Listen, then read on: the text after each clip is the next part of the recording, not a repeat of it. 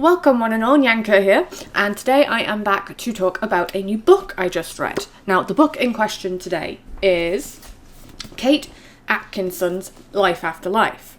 Now, I found this book in a charity shop and picked it up for about a euro. Gotta say, best euro I've ever spent in my life. You can get it in other places. It's not one that I've actually seen around before, so it was kind of interesting when I picked it up in my local charity shop, had a read of the back, and was like, ooh, this sounds good. So yeah, basically, the premise is around Ursula,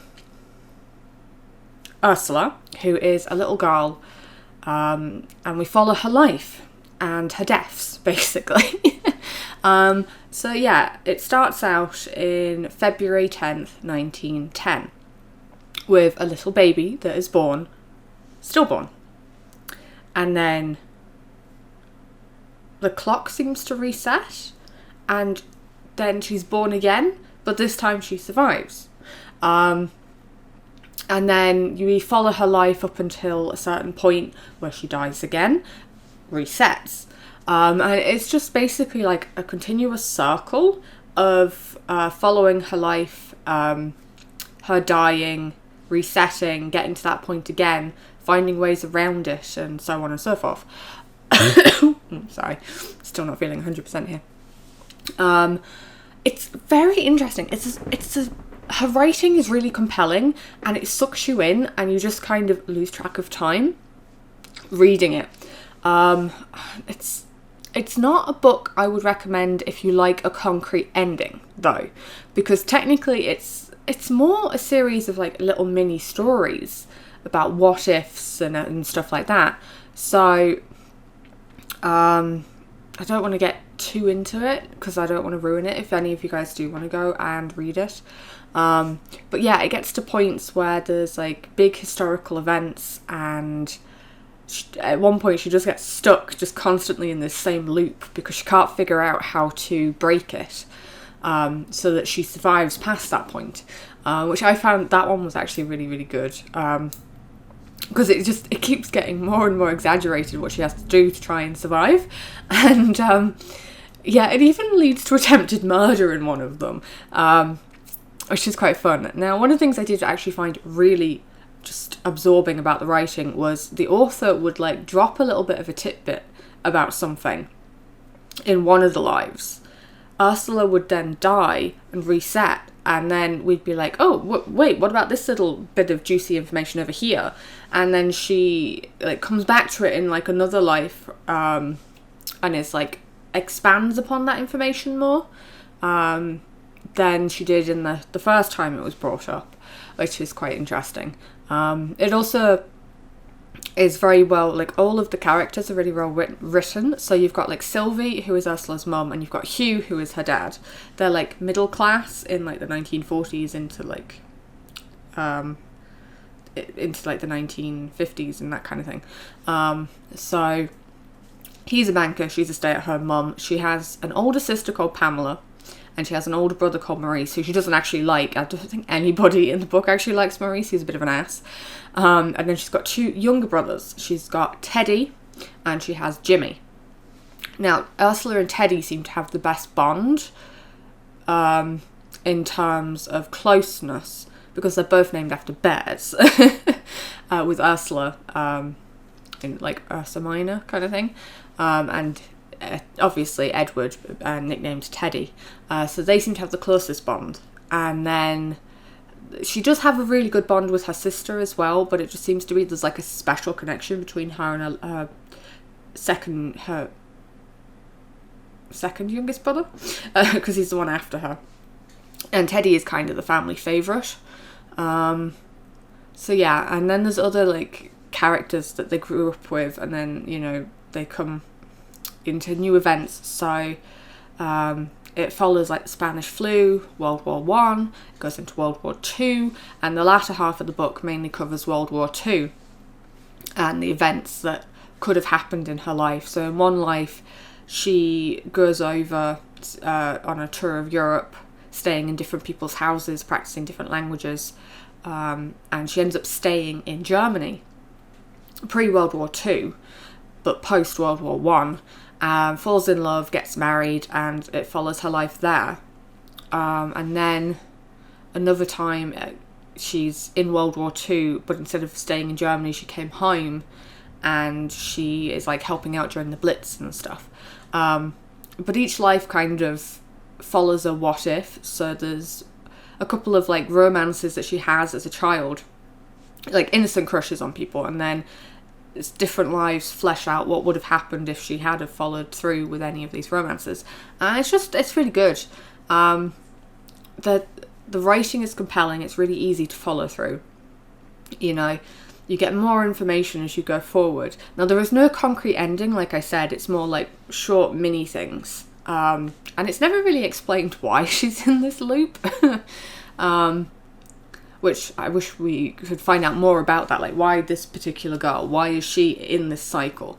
You know, that would have been great to explore. But as a whole, I actually say it's an A-class book.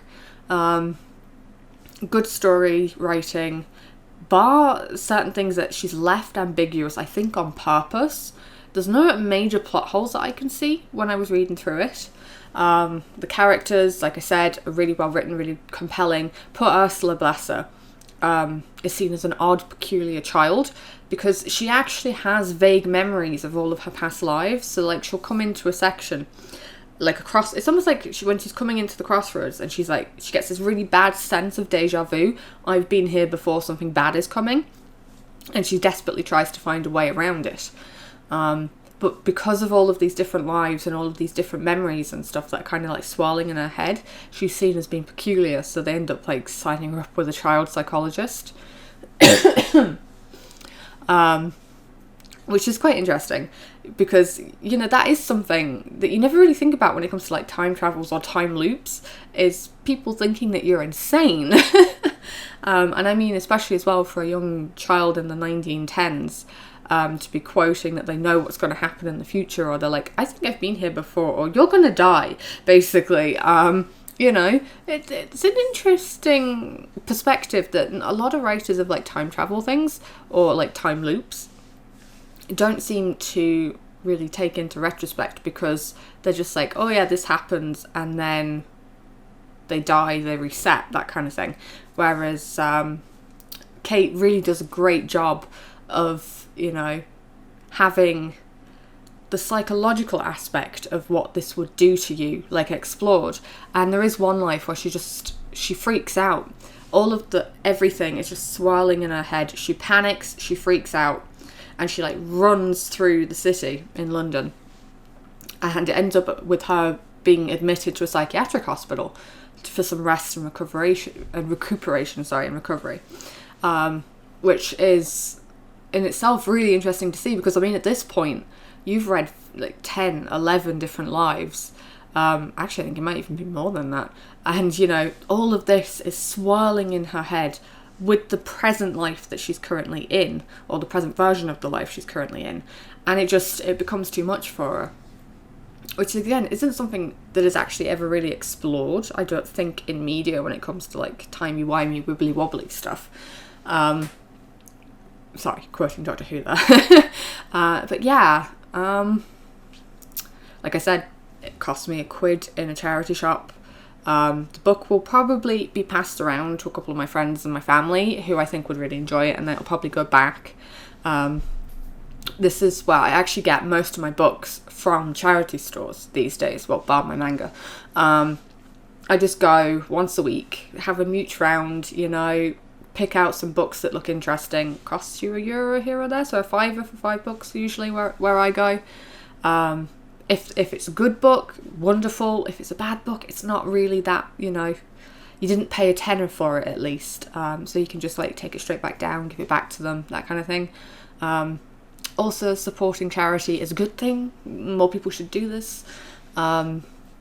Especially, I know as well, supporting authors from buying like first hand is also really good, and they do try.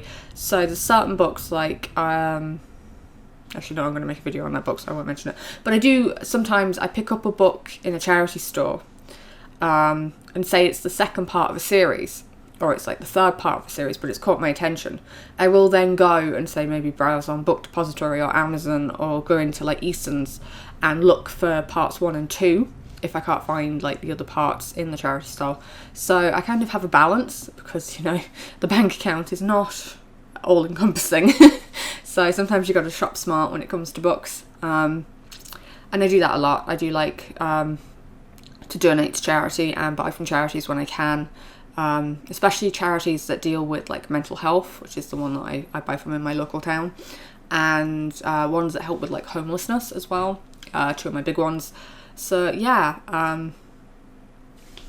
can't recommend to you guys enough how epic this is. So please do try and pick it up if you see it at a charity store, or if you can find it online. Do give it a go, because I mean, I whiled away many an hour just sinking into it and being absorbed, and it's the first time in a while that an actual like proper book has really like dragged me in and immersed me in its world. Normally I'm like reading a chapter here and then I put it down, do like 2 other things, come back to it like 6 weeks later and then pick it up again, whereas with this, I was just, from the get-go, I got halfway through the book in a day, and then I got through the second half of the book in the next day, and I was just like, oh my god, this is amazing, I need to tell you guys about it. But then I got really, really sick, so it's been a few weeks, and as you can hear, I'm still not fully better, but I'm getting there slowly. It wasn't the Rona, luckily. I just picked up some kind of stomach bug in a holiday I went on, and I got like a vomiting virus with this. Sorry if this is TMI. And then it led to like a cough developing, just because, you know, when, you know, the retching for being sick and stuff seemed to set my cough off. I do have problems with like my bronchial tubes into my lungs, which flare up every so often, and it's not asthma, but it's pretty nasty when it flares up, because there's not much they can do but give you steroids and just hope it goes away. So yeah, so I do apologise if I seem a bit breathy, or if I'm a bit like coughy through the next couple of videos while I'm still recovering, but that's just explaining why, and it's also explaining why I was gone for so long. I do apologise, I cannot apologise enough. I just seem to get my schedule back and then it just goes again. I'm sorry. Life this year has not been kind on this kitty cat. But yeah, it was a very pleasant 2 days reading that book. Would highly recommend if you like World War II period piece kind of things, and if you're into like time loops and timey-wimey tidbits of information here, there and everywhere, and as it comes together as a whole eventually, then this is definitely the book for you. It was definitely a book for me. So like I said, it's going either back to the charity, or I'm going to see if some friends or family want to read it first, and then it can go back to charity. Yes, so I don't really think there's much more I can say about it, bar the fact that it was epic. I had a blast reading it, and I hope you guys will also enjoy reading it if you do. If you have already read the book, let me know your opinions on it down in the comics. Who was your favourite character? I do have to admit I was very sweet on Ursula and Teddy myself, and Sylvie was very compelling in the sense of like seeing what it was like to be a mother in those times. Yeah, she was really cool. And there was like, it was nice to see like a real kind of relationship shown. There's like many different types of relationships shown as well in it. Sorry, I keep forgetting stuff and then I come back to it later. Anyway, you know, because she and her husband have a very sweet relationship in the beginning, but then towards the end, Sylvie seems to get very resentful and they become quite bickery. They never really do explain that fully. Like, it gives you insight into why a little bit, but not fully. You know, there's actually, it does cover abusive relationships as well. So warning, if you go into it thinking that everything is going to be amazing and sweet.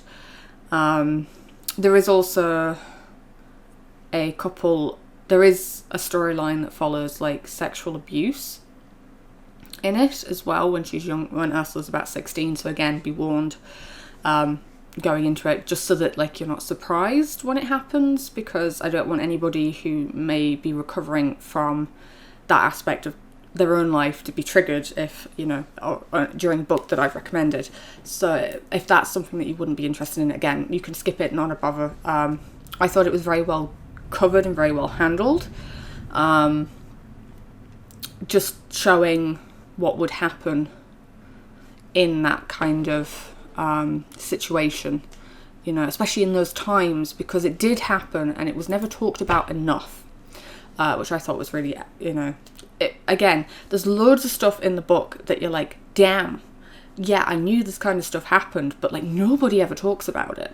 And the author's really good at being like, this happened, that happened, this is how a lot of people used to deal with it, kind of thing. So yeah, do give it a go if you think it sounds like it's something that you'd enjoy. Like I said, comment down below if you've already read on it. Let's discuss it, because I love talking about books with people. And yeah, leave my video a like if you want to see more content about books that I read. And I should hopefully see you next time, my kittens.